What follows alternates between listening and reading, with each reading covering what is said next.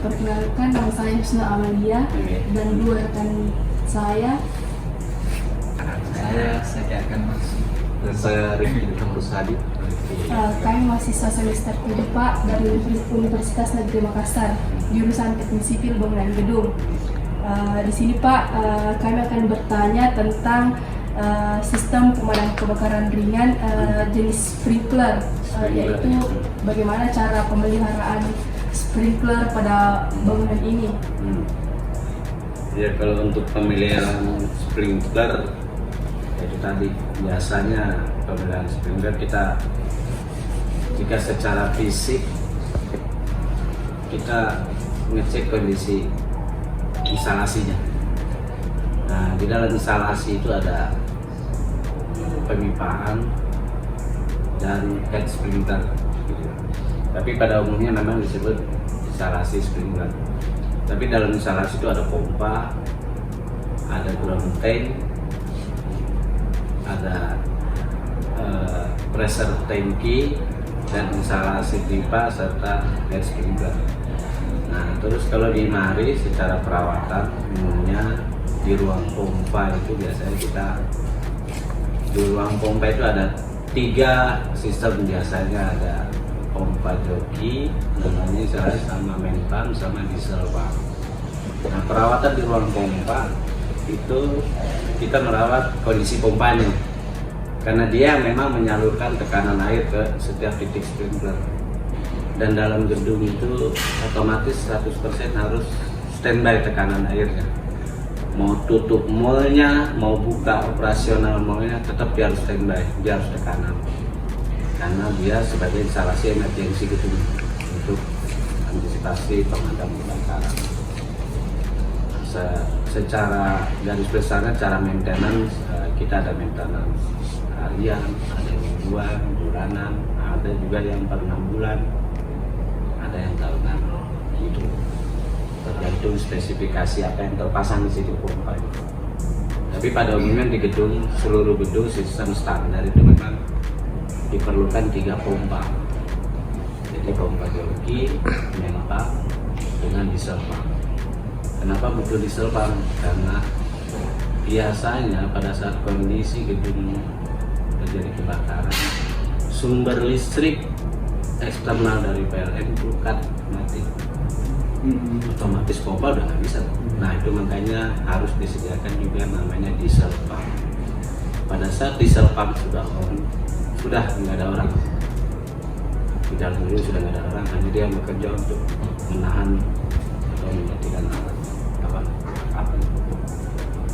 Nah, jadi untuk maintenance sprinkler itu tadi ada beberapa dischedulekan, ada harian pembersihan cleaning, ada bulanan penggantian oli atau ngecek kondisi motor pompa, dan pembersihan area juga ruang pompa. Dan biasanya per 6 bulan ya kita coba simulasi untuk antisipasi bahwa jangan sampai instalasinya buntu atau apa, ya itu tadi dengan cara dibakar. Biasanya dibarengi sama simulasi itu. Biasanya itu simulasi evakuasi, termasuk nyemprot hidran, termasuk juga penggunaan pemadam ringan itu apa. Lalu biasanya dibarengi.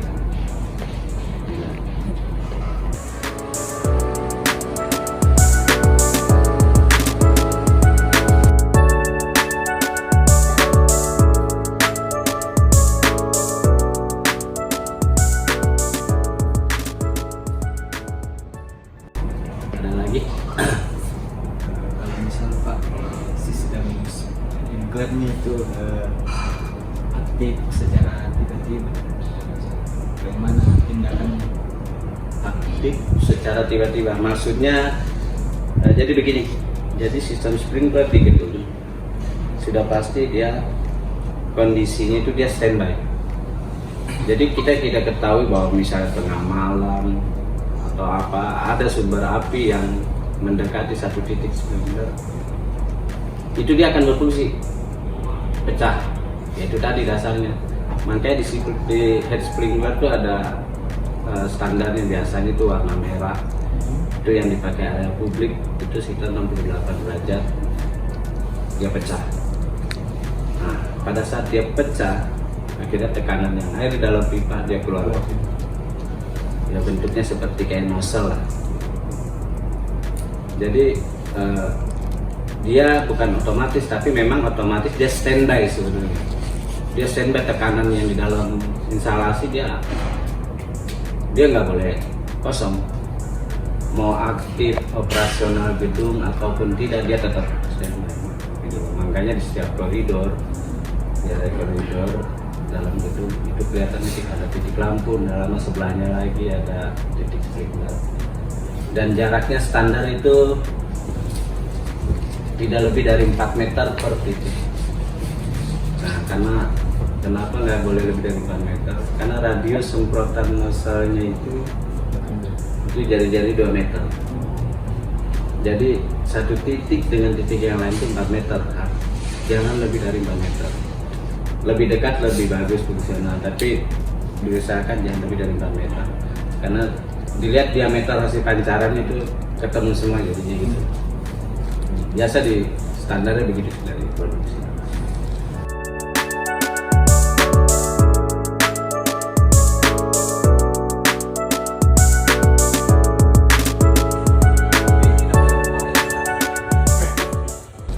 Kapan Pak kira-kira sprinkler itu berhenti mencairkan air? Nah, kalau sprinkler dia tidak boleh berhenti akibat apapun.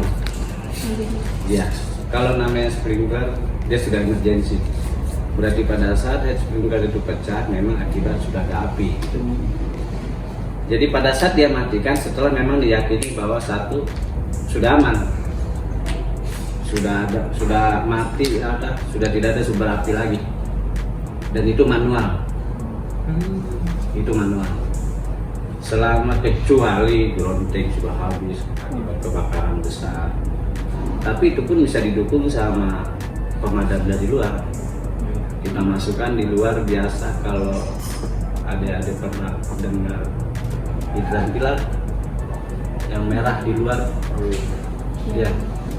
Tapi setiap gedung selain ada hidran pilar ada namanya Siames yang bentuknya kupingan juga. Nah, itu dia connect ke situ tuh mobil pemadam tuh. Dan Siames ini sebenarnya instalasi masuk ke gedung dan keluarnya sama ke titik yang memang sumber masalah itu tadi. Jadi kalau sprinkler kita dia nggak bisa secara otomatis mati ya, kecuali kejadian air habis, stop ground tank karena akibat kebakaran kita gunakan terus itu. Kalau PLN mati pun ya itu ada diesel pump. Ya, makanya itu standarnya di gedung itu wajib memang ada 3 sistem pompa yang harus terpasang. Selain yang menggunakan listrik ya harus dengan diesel. Dan itu pasti akan dengan sama.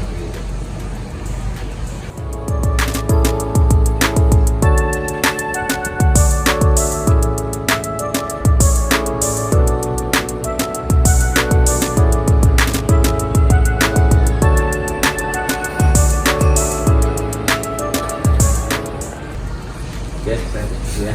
Kan tadi Bapak menjelaskan jadwal maintenance dan seperti harian, bulan, dan bulanan dan tiap 6 bulan. Ya. Nah, dan tiap 6 bulan kan itu juga ada. dan tiap 6 bulan itu Bapak bilang tadi kayak ada simulasinya. Ya. Semisal simulasinya ini kayak ada yang tidak berfungsi sprinklernya Pak, itu bagaimana? Kalau sprinkler tidak fungsi, bahaya sebenarnya, sangat bahaya sekali. Karena gedung bisnis atau korporasi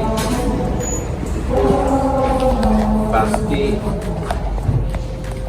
ada kegiatan di dalam yang menyangkut dengan pemilu, keselamatan pemilu, itu salah satu. Dan biasanya ada institusi dari luar juga yang ngecek juga ke situ. Nah itu kalau secara sistem seharusnya tidak boleh tidak berfungsi. Dia wajib harus ada tekanan. Tidak digunakan maupun digunakan dia tetap bertekanan. Jadi ada instalasi atau pemipaan yang dia padatkan tekanan air sudah standby.